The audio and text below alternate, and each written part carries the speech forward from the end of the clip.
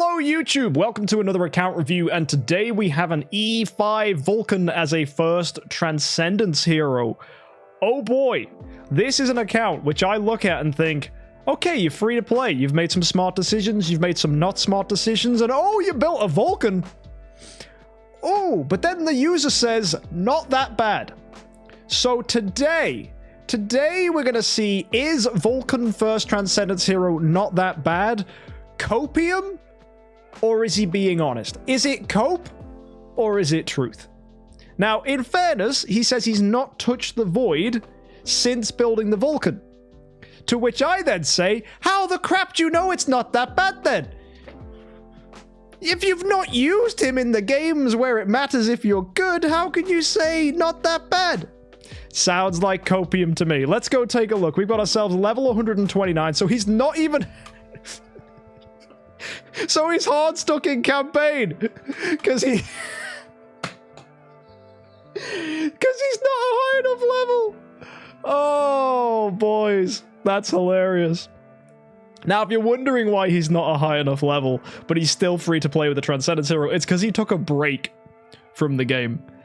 Oh, that's funny. So he played probably pretty optimally then, in all fairness, to build the Transcendence hero pretty early. He's got a decent amount of Stellar Shards, to be fair. We've got ourselves Void 4, plus a Void 2 LOEs.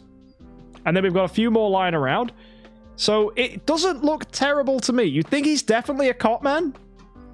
I don't know, man. If he sticks with Stellar Shards from now on, I don't think it's going to hurt him too much.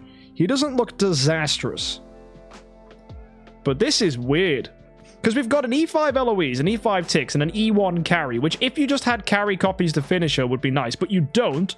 But you made her E1 anyway. So, oh wait, no, hang on a second. You've got two carries right here. Well, there you go. That's E2, E4, and then I guess you grab another one from the compass if you selected... Oh, no, you selected Mockman as your chase hero. Just got distracted, decided not to finish his carry. That's cool. Where's your Drake? You've got two copies of him. You could totally build a 9-star Drake if you just got some more dark food, so that's where his Drake is. He's just got no food. This looks like an Eloise account and then Vulcan. That's all it is. We've got food.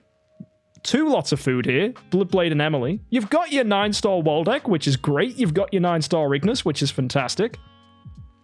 I just don't get why there's a Vulcan. What's his artifact? Golden Crown. Chunky Vulcan. Okay. Alright, that's... You don't see that every day. And another Golden Crown Eloise. You got 5 Golden Crowns? Oh! And a Radiant Melodic Strings. Wait, the Melodic Strings is on ticks, not the Okay, this is weird. This is really weird. Right, what are your formation lineups? Usual... What? Okay, I'm not even going to try that. That's, not English. Alright, first things first. Strip Ignis of this. You don't need armor. Foolishness. Give her a magic source. Sorted. Eloise with the crowns. Fine.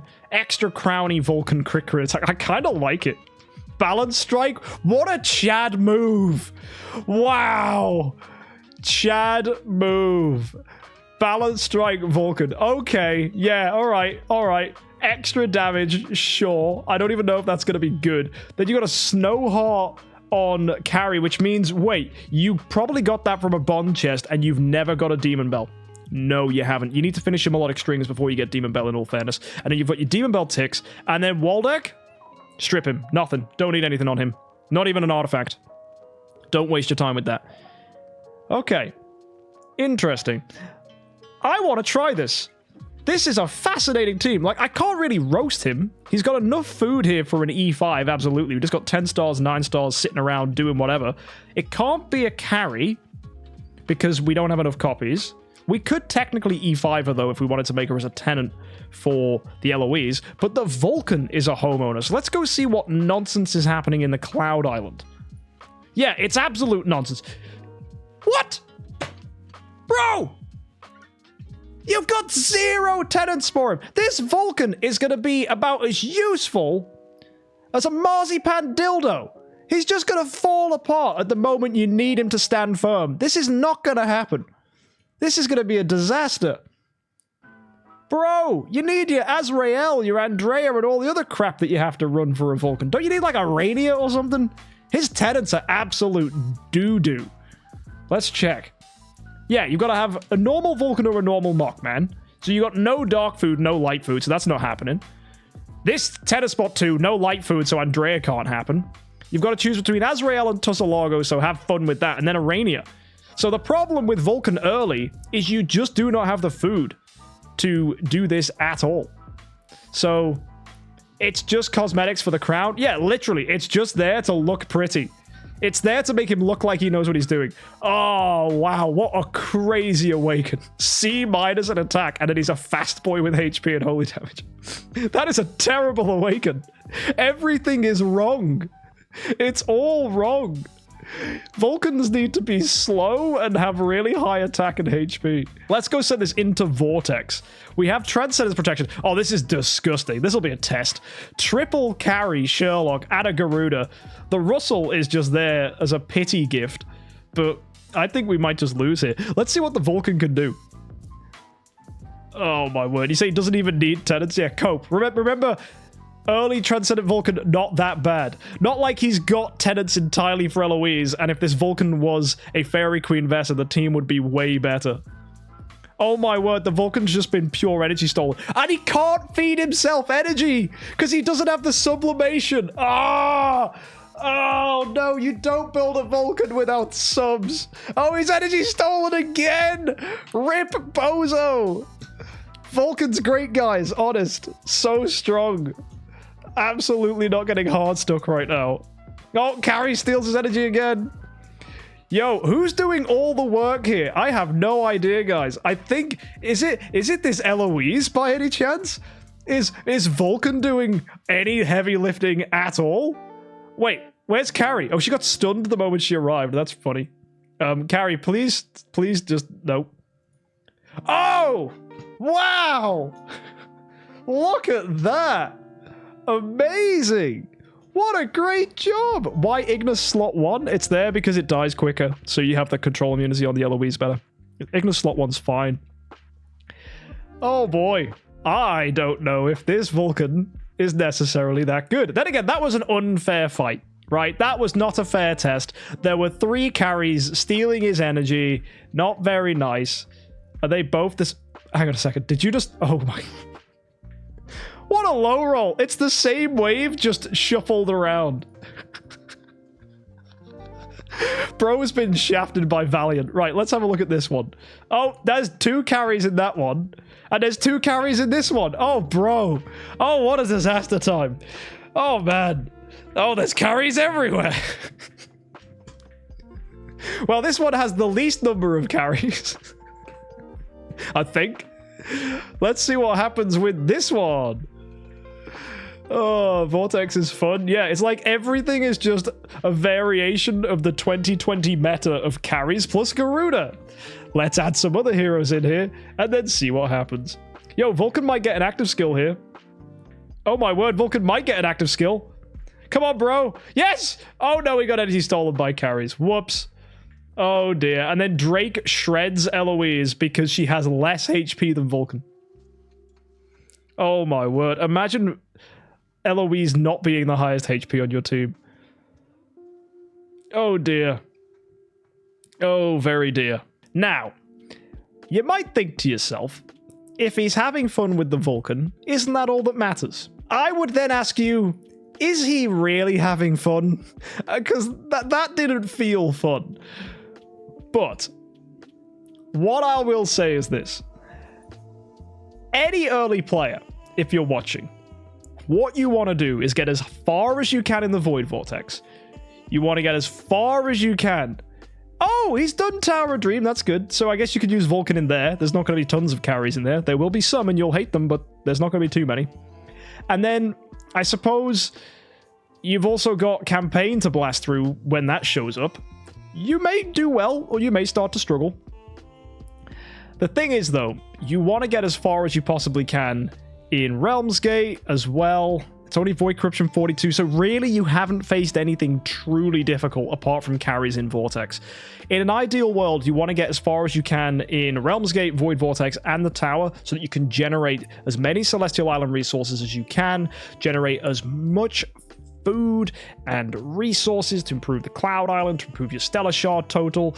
And then eventually, of course, you want to go and do that Glory Challenge when you get enough of Tree of Origin 3. And that's another one of your problems. If you put that Tree of Origin into a Vulcan, that doesn't register as a light hero.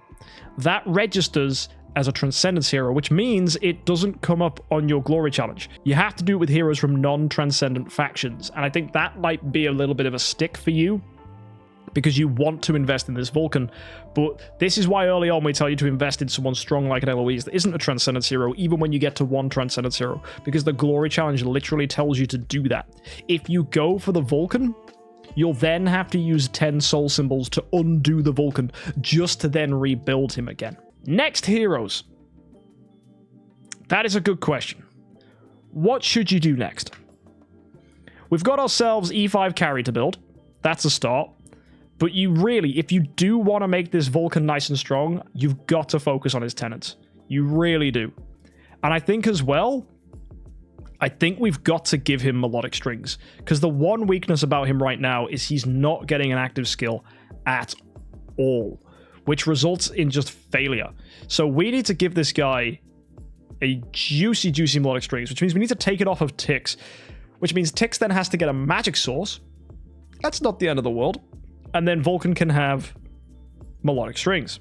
That means then Eloise gets the golden crown, which makes her a better defensive hero. She's got attack HP, that's nice. She's built pretty chunky, actually. That's a good build. And then we switch to the deployment round. So the Ignis is going to energy feed the Vulcan. That sounds fun. Let's give that a spin. And see if this actually does better against those teams. What can this Vulcan really do? Let's find out this time. This is with an active skill. No damage. That was horrendously poor. Of course, he had none of his bonuses there. Okay, heroes have started to die. He's been energy fed, which means he will now do an active round 2.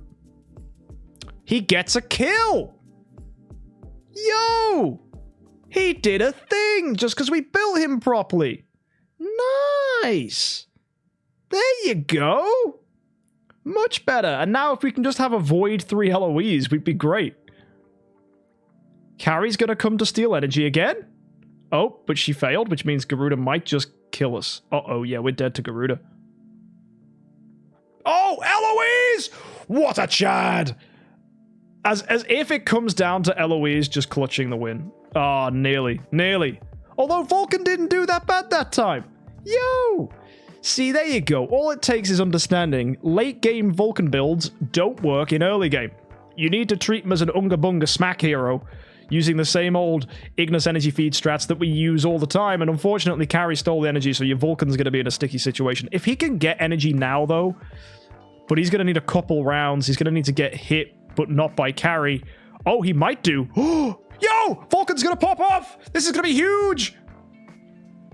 Oh! Don't die, Vulcan!